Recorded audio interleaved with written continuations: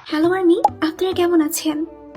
বর্তমানে হয়তো বিভিন্ন সোশ্যাল মিডিয়াতে এমন অনেক পোস্ট ও ভিডিও দেখতে পেয়েছেন যেখানে বলা হচ্ছে বিটিএস এর জঙ্কুককে হাসপাতালে ভর্তি করা হয়েছে, তার গুলি লেগেছে বা মিলিটারিতে তার সিনিয়ররা তাকে গুলি করেছে।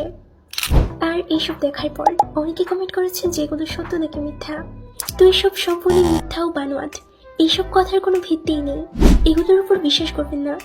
জঙ্কুক একদম সুস্থ স্বাভাবিকভাবে মিলিটারিতে ট্রেনিং নিচ্ছে এবং সেখানে কেউ তাকে বুলি করবে, এটা সম্পূর্ণই অসম্ভব ব্যাপার। কারণ ওখানের বেশিরভাগই জঙ্কুকের অনেক বড় ফ্যান।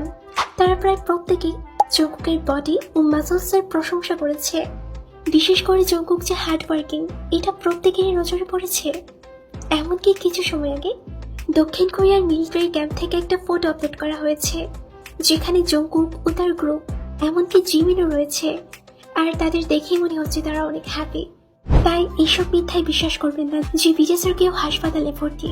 কেননা এরকম কিছু হলে বিটিএসের কোম্পানি হাই প্রথমেই অ্যানাউন্সমেন্ট করে দিত, আর বিটিএসের ইন্টারন্যাশনাল ফ্যানরা এরকম শান্তভাবে অন্তত বসে থাকতো না, তারা পুরো আগুন লাগিয়ে দিত।